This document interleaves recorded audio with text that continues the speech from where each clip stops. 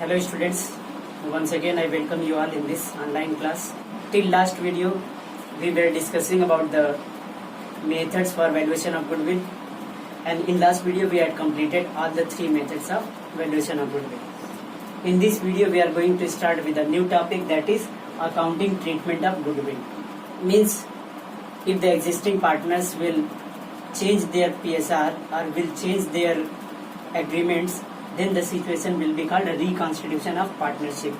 So at the time of reconstitution of partnership, how goodwill is to be treated in the partnership books or books of accounting. Books of accounting में हमारी जो goodwill होती है, यानी जिसको हमने अभी वैल्यूड किया, लास्ट मेथड तक हमने जो वैल्यूड किया उसका पर्पस क्या था और उसको हम फर्म के बुक्स ऑफ अकाउंटिंग में कैसे ट्रीट करते हैं और कैसे लिखते हैं, आज इसके बारे में हम देखेंगे।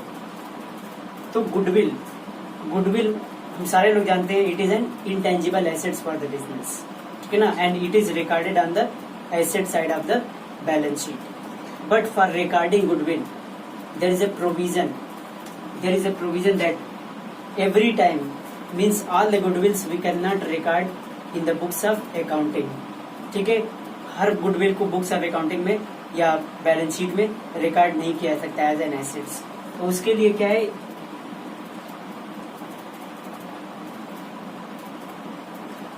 AS 26 or you can say accounting standard 26. As per this accounting standard 26, it is said that only those goodwill will be recorded on the asset side of balance sheet against which, if money or money's worth has been paid. Means if for getting goodwill, if any amount has been paid, then only the goodwill can be recorded on the asset side of balance sheet. But if we have not paid any monetary value for the goodwill, then it will not be recorded in the asset side of balance sheet. अब इसके लिए मैं बताता हूँ कि there are two types of goodwill.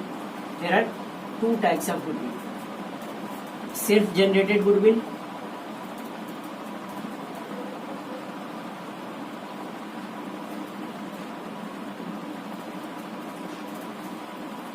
and purchased goodwill.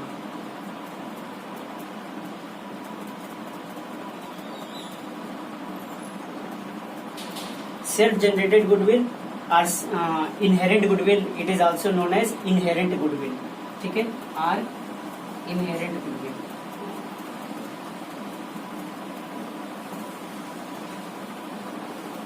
Okay, self-generated or inherent goodwill, and second type of goodwill, that is purchased goodwill. Self-generated या inherent goodwill होता है by continuing the business activities or by satisfying the customer.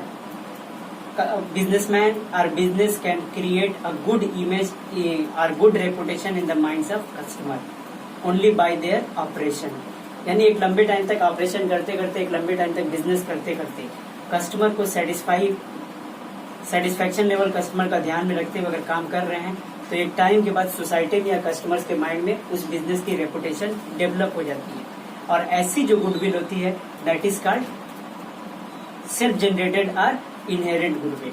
यानी customer के mind में business की एक अच्छी reputation बनाने के लिए ऐसा नहीं है कि फर्म ने कोई अमाउंट पे किया है, ठीक है, हम सोसाइटी में पैसा बांटने लगे ताकि हमको सारे लोग हमारे बिजनेस को अच्छा कहने लगे, ऐसे रेपुटेशन नहीं बनती है, ठीक है ना। रेपुटेशन कैसे क्रिएट होती है, if we are doing better for the society, if we are doing better for the customer, if we are providing them quality product, if we are providing them at reasonable price, then good reputation will be created in the minds of customer or society.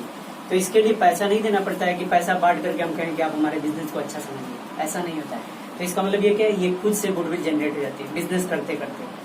कुछ goodwill ऐसी होती है जिसको हम खरीदते हैं, amount पे करते हैं, ठीक है, उसके लिए मनी या मनी के वर्थ में कोई भी पैसे के बदले में कोई भी चीज पे किया जाए, तो ऐसी गुडविल क्या होती है, परचेस्ड गुडविल होती है, ठीक है। आप कहोगे कि कौन सी गुडविल ऐसी है, कौन सी रेपुटेशन ऐसी है जिसको हम खरीदते हैं, तो जब भी कोई एक बिजनेसमैन या जब भी कोई एक बिजनेस दूसरे रेपुटेड बिजनेस को एक्वायर कर लेता है, तो परचेज कर लेता है, तो उस एक्वायर्ड यानी परचेज किए गए बिजनेस की गुडविल किसके पास आ जाती है?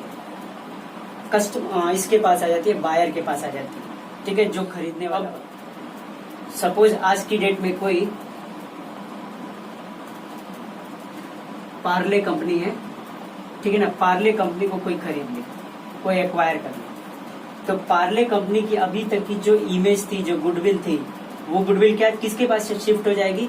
वो जो नया जो भी नया पर्सन या नया बिजनेसमैन जो भी परचेज करेगा, ये पार्ले बिजनेस गुडविल उसके पास चली जाएगी। यानी पार्ले के नाम से उसको भी एडवांटेज होगा जो इसको परचेज कर रहा है। ठीक है, अगेन वही चीज मैं बताऊंगा कि इसकी गुडविल भी एक टाइम तक रहेगी, फिर एक टाइम के बाद खत्म हो जाएगी। जैसे मान लो कोई मिस्टर एक्स है, ठीक है ना, मिस्टर एक्स ने ये पार्ले कंपनी को परचेज कर लिया, ठीक है, पार्ले कंपनी। अब मिस्टर एक्स इसको सेल कर रहे हैं, सारे लोग वही पार्ले कंपनी का नाम, जो कि ऑलरेडी कस्टमर के माइंड में पार्ले कंपनी एक अच्छी कंपनी डिसाइड हो चुकी थी, तो सब लोग मिस्टर एक्स है, इनको ओनर से मतलब नहीं, इनको कंपनी से मतलब होता है, सोसाइटी को।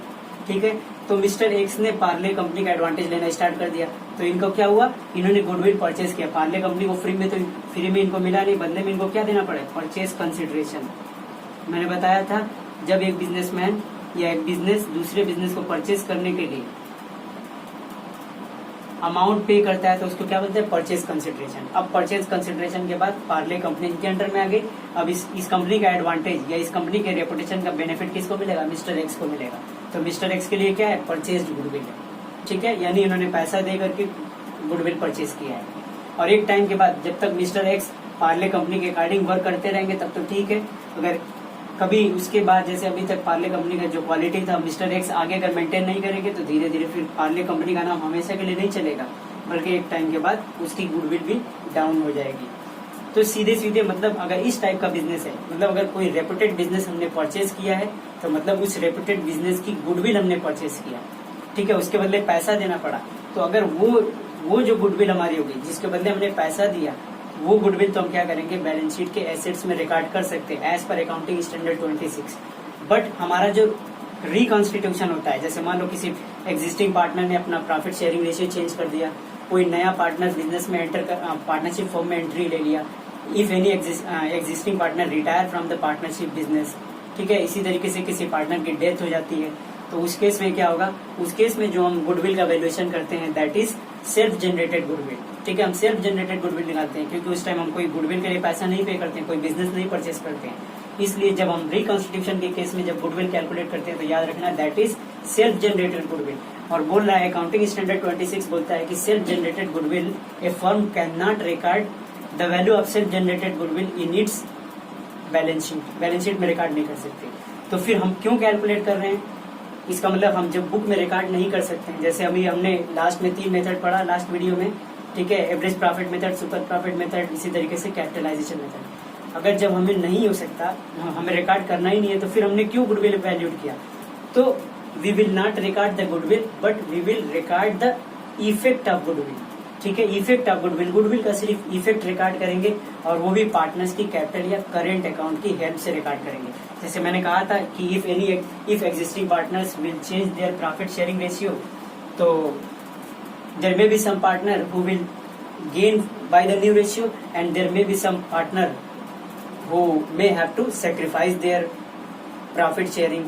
तो इसी तरीके से अगर जो सैक्रिफाइसिंग पार्टनर होगा तो उसको क्या होगा? कंपनसेशन मिलना चाहिए। इसी तरीके से जो गेनिंग पार्टनर होगा, जिसको फ्यूचर में जाकर के ज्यादा प्रॉफिट का पैसा मिलने वाला होगा, वो आज इस गुडविल के अमाउंट के बदले में जितने का गेन कर रहा होगा उतने अमाउंट को इससे उसको देना पड़ेगा। तो जो गुडविल का ट्रीटमेंट हमारा, इसकी जर्नल एंट्री जो होती है,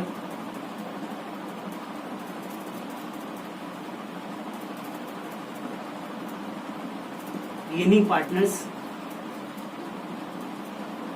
capital or current account debit, capital account और करेंट अकाउंट। समझ रहे हो कि करेंट अकाउंट कहाँ आता है? जहाँ कैपिटल फिक्स्ड होती है। कैपिटल फ्लक्चुएटिंग होगी या क्वेश्चन साइलेंट होता है तो हमारा कैपिटल अकाउंट ही लिखेंगे, यानी फ्लक्चुएटिंग कैपिटल होगी। Gaining partners capital account debit to sacrificing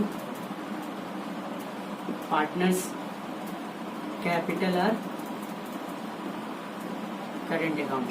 ठीक है, ये हमारी जर्नल एंट्री होती है। ठीक है, यानी रिकॉन्स्टिट्यूशन होने पे जिस पार्टनर को गेन हो रहा होता है उसका कैपिटल अकाउंट डेबिट करते हैं। जितना शेयर गेन करेगा, जैसे मान लो कोई पार्टनर 1/5 का गेन कर रहा है, और उस केस में फर्म की गुडविल जो वैल्यूड की गई है 50,000 है, तो 50,000 का 1/5 निकालेंगे, यानी 1/5 वो गेन कर रहा है, तो यानी 10,000 रुपीज का वो गेन कर रहा है, तो 10,000 रुपीज से उसका कैपिटल अकाउंट डेबिट किया जाएगा। और मान लो दूसरा पार्टनर 1/5 का सेक्रीफाइस कर रहा होगा, तो दूसरे पार्टनर को इस 10,000 से क्रेडिट कर देंगे। ठीक है, अगर 2 से ज्यादा पार्टनर होंगे तो उसमें मतलब उसमें हो सकता है कि कोई एक पार्टनर सेक्रीफाइस करे, 2 पार्टनर सेक्रीफाइस करे, हो सकता है कोई एक पार्टनर गेन करे, हो सकता है 2 पार्टनर गेन करें, तो इस हिसाब से जनरल एंट्री पास की जाएगी। ठीक है, अब सपोज दैट हम एक एग्जांपल लेते हैं, there are 2 partners A B, there PSR is 3:7। ठीक है, ये एग्जांपल है, and they decide to change the ratio in equal, that means ये इनका PSR ओल्ड दिया हुआ है और ये न्यू है। ठीक है ना, अब वो चेंज करके 1:1 यानी इक्वल प्रॉफिट बांटना चाहते हैं, तो उस केस में कह रहा है कि इस रिकॉन्स्टिट्यूशन के टाइम पे फर्म की गुडविल का वैल्यूएशन करना है। अब यहाँ पे देखो, इस केस में फर्म की गुडविल या तो ऑलरेडी कैलकुलेट करके दिया रहेगा, अगर नहीं दिया होगा तो पीछे का जो हमने 3 मेथड्स पढ़ा उसी 3 मेथड्स में से किसी भी एक मेथड से गुडविल का वैल्यूएशन करने के लिए बोलेगा। तो हम लोग क्या करेंगे, उस केस में तीनों मेथड में से जो भी मेथड बोलेगा उसका यूज करते हुए आप गुडविल का वैल्यूएशन कर सकते हो। तो हम गुडविल का वैल्यूएशन कर लेंगे कि रिकॉन्स्टिट्यूशन के टाइम में फर्म की गुडविल कितने रुपीस की थी। ठीक है, उसके बाद जब फर्म की गुडविल कैलकुलेट हो जाएगी तो हमको क्या करना है, general entry, gaining partner, sacrificing partner देखना है। तो हमको देखना पड़ेगा कि इस रिकॉन्स्टिट्यूशन होने से किस पार्टनर को सेक्रीफाइस हुआ, किस पार्टनर को गेन हुआ। बिल्कुल इस चैप्टर का फर्स्ट पॉइंट, ठीक है ना, फर्स्ट टॉपिक जो हम लोगों ने पढ़ा था, calculation of sacrificing ratio, gaining ratio and new ratio. ठीक है, तो सेक्रीफाइसिंग रेशियो मैंने कहा था एक ही फॉर्मूला लगाना। अब यहाँ कंफर्म तो है नहीं कि कौन सेक्रीफाइस कर रहा है, तो हम एक ही कोई फॉर्मूला लगाएंगे। सेक्रीफाइसिंग रेशियो का फॉर्मूला लगाते हैं, पॉजिटिव वैल्यू आएगी तो वो सेक्रीफाइसिंग पार्टनर होगा। अगर सेक्रीफाइसिंग फॉर्मूले पे नेगेटिव वैल्यू आती है तो इसका मतलब वो गेनिंग पार्टनर होगा, उसका गेनिंग शेयर आएगा। तो यहाँ पे हम लिखते हैं, अब जैसे मान लो इसमें गुडविल दिया हुआ है, ठीक है, गुडविल ऑफ द फर्म ये दिया हुआ है 20,000। ठीक है, ये तो डायरेक्टली निकाल के दिया, बट क्वेश्चन में हो सकता है कि 4-5 इयर्स का दिया है प्रॉफिट, उसमें कहे कि calculate goodwill on the basis of 2 years purchase of average profit. तो एवरेज प्रॉफिट का फिर वो 2 टाइम्स निकालेंगे, number of year of purchase, फिर हमारा गुडविल आएगा। ठीक है, तो मेथड के हिसाब से निकाल लेना। अब यहाँ पे हम देखेंगे एज सेक्रीफाइसिंग और गेनिंग रेशियो, एज सेक्रीफाइसिंग और गेनिंग रेशियो। ठीक है, मैंने सेक्रीफाइसिंग रेशियो का फॉर्मूला क्या बताया, old ratio minus new ratio. क्या होता है, old ratio minus new ratio. ठीक है, इसको हम लोग पढ़ चुके हैं पीछे की वीडियो में। ओल्ड रेशियो ए का कितना बन रहा है, ए का यही PSR है 3/, ये पूरा टोटल करेंगे 3/7 माइनस इसका न्यू में कितना हो जाएगा 1/2 माइनस 1/2, सॉरी ये 3/7 और 3 का 10 हो गया। ठीक है, 3 + 7 10 हो गया, तो 3/10 माइनस 1/2। यहाँ पे LCM लेंगे 10 हो जाएगा, ये 3 माइनस 2 5 10 5। ये देखो हमारा क्या आ रहा है, 5 नेगेटिव वैल्यू है, 5 नंबर में बड़ा है तो इसलिए नेगेटिव वैल्यू आ रही है -2/10। तो इसको हम क्या लिख देंगे, गेनिंग पार्ट, क्योंकि सेक्रीफाइसिंग का फॉर्मूला लगाया, नेगेटिव वैल्यू आ रही है तो गेन हो गया। इसी तरीके से बी सेक्रीफाइसिंग और गेनिंग, डी का कितना ओल्ड था 7/10, 7/10 माइनस ये वही न्यू में 1/2 10, ये 7 माइनस 2 5 10 5। अब ये देखो 7 बड़ा है तो पॉजिटिव वैल्यू आ रही है 2/10। ठीक है, इसको कट करके छोटा भी किया सकते हैं 1/5। तो ये क्या हो रहा है, 1/5 का सेक्रीफाइस। ये क्या हो गया, सेक्रीफाइस हो गया, एक गेन हो गया, पॉजिटिव है नेगेटिव है। अब हम क्या करेंगे, यहाँ पे हम लिखेंगे वर्किंग नोट में, ठीक है,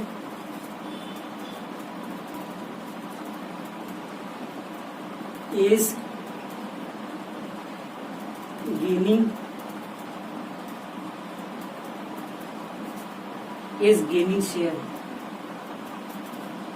इन गुडविल टोटल गुडविल 20,000 की थी, तो 20,000 का कितना इसका गेन हो रहा है 1/5, 1/5 यानी 4,000। इसी तरीके से इसके लिए 20, अब क्या है 20 सेक्रीफाइस कर रहा है, 20 सेक्रीफाइसिंग शेयर इन गुडविल, वही है गुडविल 20,000 दिया हुआ है, सेक्रीफाइसिंग वैल्यू भी इसकी वही है कि 1/5। दो पार्टनर होते हैं तो एक जो सेक्रीफाइस करेगा दूसरे का उतना ही गेन होगा, एक से ज्यादा होंगे तो चेंज होता रहेगा। ठीक है, ये हमारा 4,000। अब उसके हिसाब से जर्नल एंट्री क्या हो जाएगी, जर्नल एंट्री बनेगी। अब देखो ये गेनिंग पार्टनर है, ये गेनिंग पार्टनर है, गेनिंग पार्टनर को डेबिट करना है तो लिखेंगे as capital or current account debit 4,000 to sacrificing partner, यानी to B's capital or current account, कितना 4,000। ठीक है, ये समझ में आ गया होगा कैसे हम गुडविल को रिकॉर्ड करते हैं। यानी गुडविल का वैल्यूएशन करेंगे, अगर वैल्यूएशन करके दिया हुआ है तो डायरेक्टली हम क्या निकालेंगे, जो भी रिकॉन्स्टिट्यूशन हुआ उसके बाद देखेंगे किस पार्टनर को सेक्रीफाइस हुआ, किस पार्टनर को गेन हुआ, फॉर्मूला लगाएंगे, देखेंगे किसका कितना सेक्रीफाइस है कितना गेन है, फिर जितना शेयर सेक्रीफाइस आएगा गुडविल का उतना शेयर निकाल लेंगे, उतने से गेनिंग को डेबिट कर देंगे, और जिस पार्टनर ने सेक्रीफाइस किया होगा गेनिंग को डेबिट करेंगे, जिस पार्टनर ने जितना शेयर सेक्रीफाइस किया होगा गुडविल का उतना ही पार्ट निकालेंगे, उतना ही शेयर निकाल करके उसको क्रेडिट कर देंगे। ठीक है, अब सीधे हम इसमें बुक का क्वेश्चन देखते हैं, एक्सरसाइज क्वेश्चन।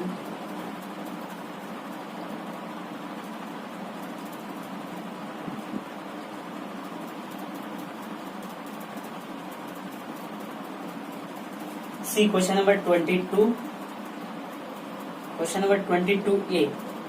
ठीक है, क्वेश्चन नंबर 22A।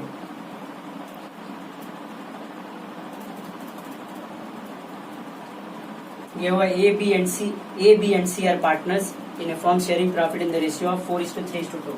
ठीक है, इस क्वेश्चन को इरेज करते हैं।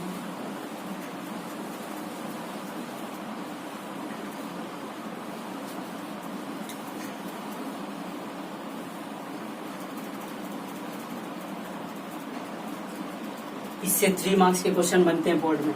ठीक है, गुडविल का ट्रीटमेंट जो होता है 3 मार्क्स के क्वेश्चन बनते हैं। कह रहा है कि बहुत सिंपल है, इसमें करना कुछ नहीं है। ठीक है, अभी तक जो कुछ नया नहीं करना है, बस क्या करना है, सेक्रीफाइसिंग गेनिंग रेशियो पहले ही कैलकुलेट करते थे, गुडविल का वैल्यूएशन पहले ही सीख लिया, बस इसमें क्या है गुडविल का कितना पोर्शन सेक्रीफाइस किया उसको निकाल करके जनरल एंट्री पास कर देना है। ठीक है, बिल्कुल सिंपल टॉपिक। कह रहे A B and C are partners in a form sharing profit in the ratio of 4:3:2। ठीक है, ये क्वेश्चन हमारा 22A। A B and C, their ratio is given 4:3:2।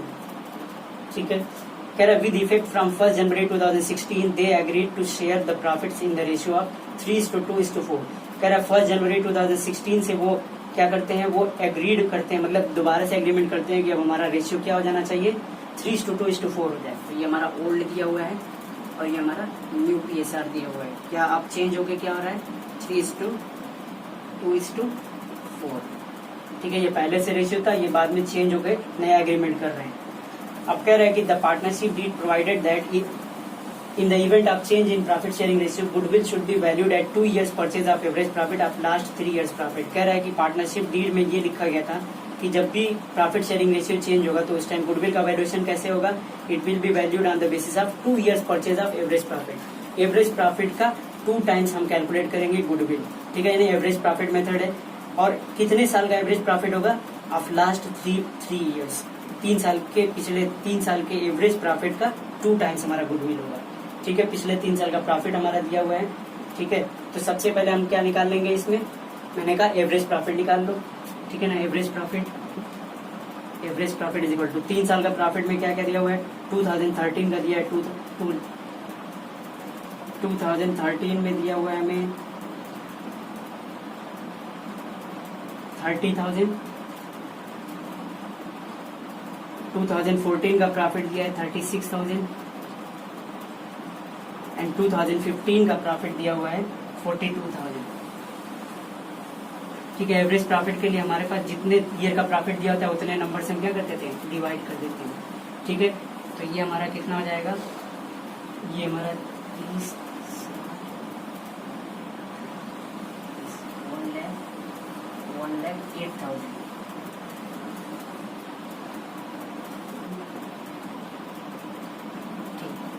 ये हमारा 3 से कट करेंगे,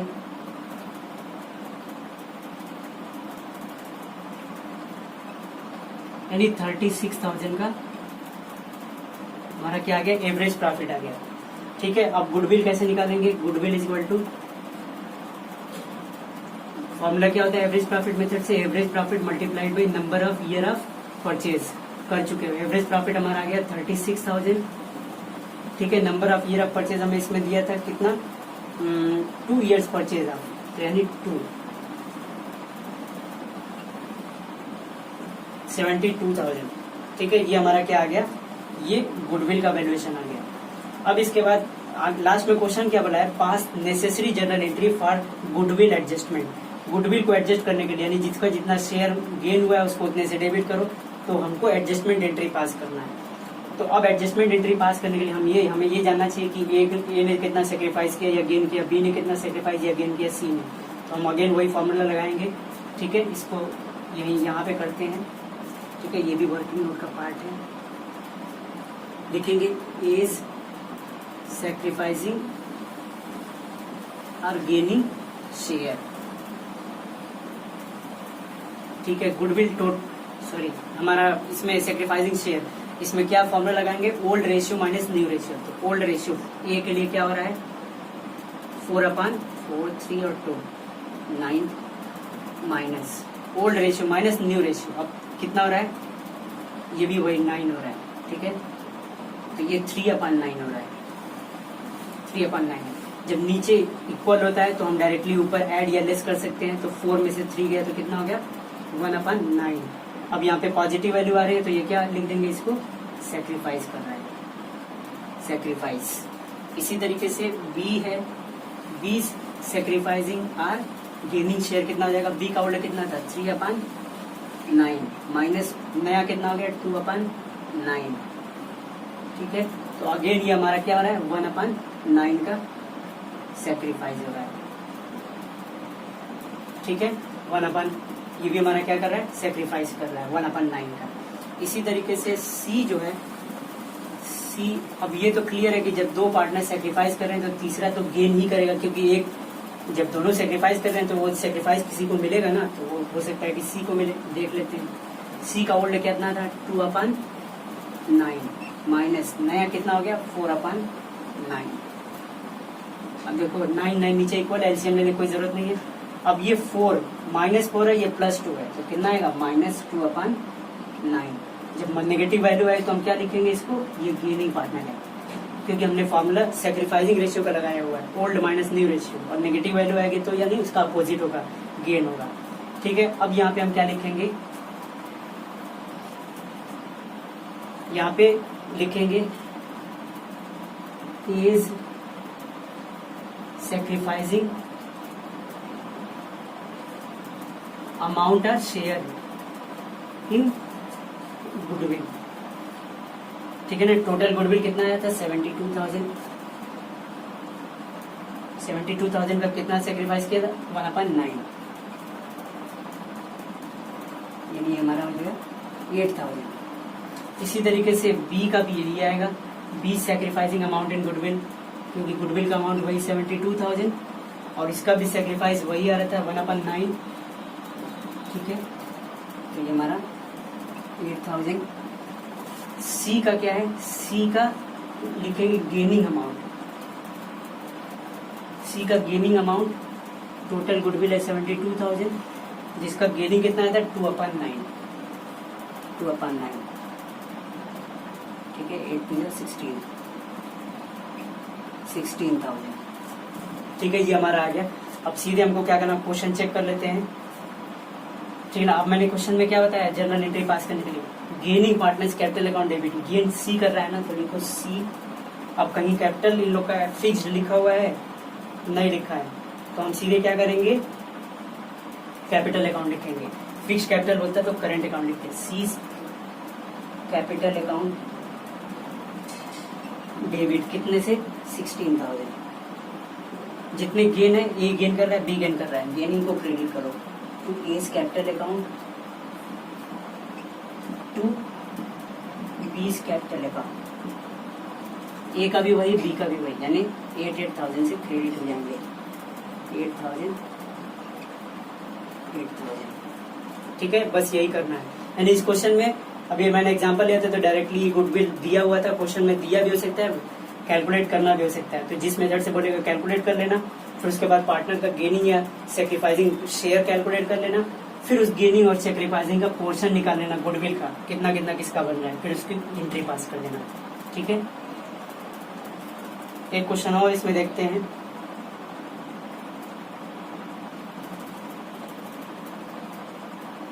क्वेश्चन नंबर 21B, ठीक है, 21B।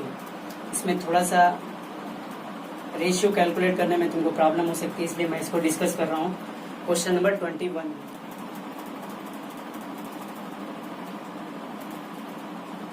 21B क्या बोल रहा है? X, Y and Z share profit in the ratio of 5:4:1। ठीक है, कह रहा है and Z decided to share, Y and Z decided to share profit. सबसे पहले क्या दिया? X and Y and Z, इनका PSR दिया है। Question number 21B, X, Y, Z, old PSR, it is given 3:1, 3:2:1। ठीक है, अब इसके बाद क्या बोला है? न्यू PSR क्या बोल रहा है? बोल रहा है कि Y and Z decided to share profits equally in future without affecting the profit share of X. For this purpose goodwill of the firm is valued at ₹60,000। यानी फर्म की गुडविल वैल्यूड करके दिया हुआ है 60,000। वैल्यूएशन करने की जरूरत नहीं है, फर्म की गुडविल ऑलरेडी वैल्यूड करके दिया हुआ है। कह रहा है pass necessary journal entry to give effect to change. अब क्या है, इस केस में गुडविल दिया हुआ है कैलकुलेट करके 60,000 रुपीज। ठीक है, बट यहाँ पे न्यू रेशियो डायरेक्टली नहीं दिया है, उसके लिए हिंट दिया हुआ है। क्या बोल रहा है? इन लोग का जो रेशियो था 5:4:1 है, सॉरी, जो रेशियो है 5:4:1। ठीक है, ये रेशियो दिया हुआ है। अब कह रहा है कि आगे क्या इन्होंने डिसाइड किया? Y and decided to share profits equally in future without affecting profit of X. आगे जाकर के न्यू रेशियो में डिसाइड ये कर रहे हैं कि वाई और जेड का आपस में रेशियो इक्वल होगा। अभी आपस में रेशियो क्या है? 4:1 है। अभी बराबर नहीं पा रहे हैं, वाई को ज्यादा मिल रहा है, जेड को कम मिल रहा है। लेकिन आगे ये लोग डिसाइड कर रहे हैं कि एक्स का रेशियो अफेक्ट नहीं होना चाहिए। एक्स को जितना मिल रहा है, कितना मिल रहा है? 5/10 मिल रहा है, 5/10। एक्स का रेशियो 5/10 है, वो रहेगा ऐसे ही। लेकिन वाई और जेड को आपस में इक्वल मिलेगा, यानी 1:1 के हो जाएंगे। जितना वाई को मिलेगा उतना जेड को मिलेगा। इसका रेशियो अफेक्ट किए बिना वाई और जेड आपस में इक्वल रेशियो फ्यूचर में डिसाइड करेंगे। तो उस केस में हमको क्या है? न्यू रेशियो निकालना पड़ेगा, डायरेक्टली नहीं दिया हुआ है। ठीक, अब ये तो क्लियर है कि वाई और जेड क्या कर रहे हैं? आपस में इक्वल रेशियो बांटेंगे। और एक्स का क्या है? 5/10 है। तो मैं ये कहूँ एक्स का जो भी मिल रहा है, ठीक है, एक्स को जो भी मिल रहा है, जैसे मैं कहूँ 100 रुपीज में से 40 रुपीज जो है वो एक्स को मिल रहा है। ठीक है, 100 रुपीज है, 100 रुपीज में से 40 रुपीज एक्स को मिल रहा है। ठीक है, 40 रुपीज एक्स को मिल रहा है, और बाकी जो कह रहा है कि वाई और जेड होंगे उनको आपस में इक्वल मिलेगा। ठीक है, इसको बोल दिया कि इसको 5/10 मिलेगा, यहाँ पे 40 रुपीज मिलेगा 100 में से, वाई और जेड को आपस में इक्वल मिलेगा। तो क्या करेंगे? अब पहले तो पता लगे वाई और जेड के लिए एक्स को लेने के बाद कितना प्रॉफिट बचेगा, तो हम क्या करेंगे? टोटल 100 में से 40 माइनस करेंगे। ऐसे ही ना करेंगे, 100 में से 40 माइनस करेंगे तो पता लगा क्या है? 60 रुपीज बच रहा है। इसी 60 में से दोनों को इक्वल लेना है, तो आपस में क्या रेशियो बन रहा है? इक्वल। तो 1/2, 60 का 1/2 जो है वो वाई को मिल जाएगा, और 60 का 1/2 ही किसको मिल जाएगा? यानी 30. इन लोग को नया प्रॉफिट क्या मिलेगा? 40, 30, 30। अब देखो एक वाई और जेड को आपस में इक्वल मिल रहा है, इसको जो मिल रहा था पहले वही मिलेगा। तो इसी तरीके से यहाँ समझते हैं कि अगर ये चीज क्लियर है कि एक्स को वही देना है, तो हम क्या करते हैं? टोटल प्रॉफिट अगेन हम क्या मानते हैं? Let total profit of the firm is equal to 1। ठीक है, इसी तरीके से remaining remaining profit after X, ठीक है ना। एक्स को देने के बाद रिमेनिंग प्रॉफिट कितना बचेगा, तो टोटल में से क्या करेंगे, टोटल 1 है, 1 में से एक्स का शेयर माइनस कर दो, कितना हो जाएगा 5/10, ठीक है 5/10। अब 5/10 है, एलसीएम लेंगे यहाँ पे, इसके नीचे कुछ नहीं होता है तो हम क्या कंसिडर करते हैं 1 और 10 का एलसीएम 10 हो जाएगा, 1 10 जा 10 और 10 1 जा 10। इसी तरीके से ये 10 को 10 से डिवाइड करेंगे 1 आएगा, 1 को 5 में मल्टीप्लाई करेंगे तो 5 आ जाएगा, ये हमारा हो जाएगा 5/10, ठीक है 5/10। यानी कि इसको कट करके छोटा भी कर सकते हैं, यानी रिमेनिंग प्रॉफिट कितना बचेगा 1/2। इसी 1/2 का जैसे मैंने भी बताया रिमेनिंग प्रॉफिट अगर 60 बटा तो 60 का आपस में दोनों पार्टनर को इक्वल मिल रहा है तो 1/2 है, y को 1/2, z को तो ऐसे ही लिखेंगे x new share, sorry y new share, x का तो वही रहेगा, y का न्यू शेयर 1/2 रिमेनिंग प्रॉफिट है, इसी 1/2 का कितना मिलेगा, आपस में इनका रेशियो इक्वल रहेगा, इक्वल मतलब 1:1 तो 1/2, तो ये हो जाएगा 1/4। इसी तरीके से z न्यू शेयर इज, ठीक है उसी रिमेनिंग प्रॉफिट है 1/2, रिमेनिंग प्रॉफिट का कितना मिलेगा, हाफ मिलेगा 1/2, ठीक है ना। तो इसका भी आ जाएगा 1/4, ठीक है। अब हम न्यू रेशियो कैलकुलेट कर लेंगे यहाँ पे, new ratio is equal to, ठीक है एक्स वाई जेड, एक्स का कितना है, एक्स का वही रहेगा जो पहले था 5/10, वाई का कितना हो गया 1/4, जेड का कितना हो गया 1/4, ठीक है। एलसीएम ले लेंगे, कितना एलसीएम हो जाएगा 20, ठीक है 10 4 5 से 20 5, ठीक है। अब ये 10 5 5, ठीक है ना 10 5 5, अब इसको कट करके छोटा कर सकते हैं, ठीक है 5 से कट हो जाएगा तो ये कितना हो जाएगा 5 2 10, 5 1 5, 5 1 5, ये हमारा रेशियो बन गया 2:1:1, ठीक है।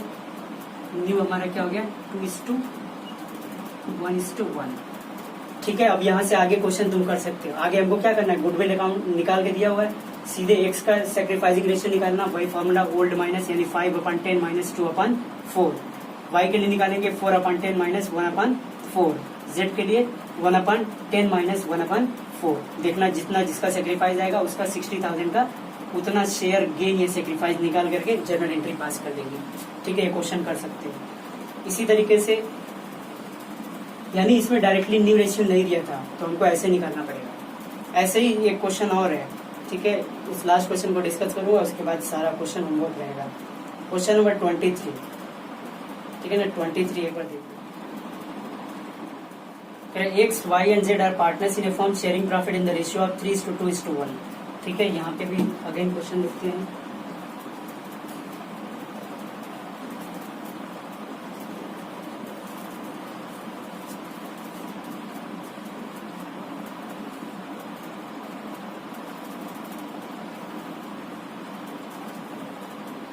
क्वेश्चन में एक्स वाई जेड है, ओल्ड रेशियो दिया हुआ है, शेयरिंग प्रॉफिट रेशियो 3:2:1, ये क्वेश्चन नंबर है 23। अब क्या बोल रहा है, they decide that Z share would be, अब क्या डिसाइड कर रहे हैं आगे, they decided that Z share would be 1/3 in future, ठीक है। For this purpose goodwill of the firm is valued at ₹60,000, again goodwill valued करके दिया हुआ है कितना 60,000, ठीक है। और कह रहा है कि pass journal entry to give effect of the change, इस चेंज का क्या इफेक्ट पड़ेगा उसकी जर्नल एंट्री पास करके दिखाइए। तो अब इसमें अगेन ओल्ड रेशियो दिया है, न्यू रेशियो दिया नहीं, बस ये बोल रहा है कि डिसाइड वो कर रहे हैं कि जेड का जो प्रॉफिट होगा वो क्या होगा 1/3 होगा, फ्यूचर में 1/3 होगा। अभी तो कितना है, अभी तो 1/6 है, ठीक है। फ्यूचर में इसका 1/3 हो जाएगा। तो अब एक चीज क्लियर हो गया कि जब फ्यूचर में 1/3 होगा तो टोटल में से 1/3 माइनस कर देंगे, जो रिमेनिंग पोर्शन आएगा उसी में से एक्स और वाई को मिलेगा, जैसे लास्ट क्वेश्चन में हुआ, ठीक है।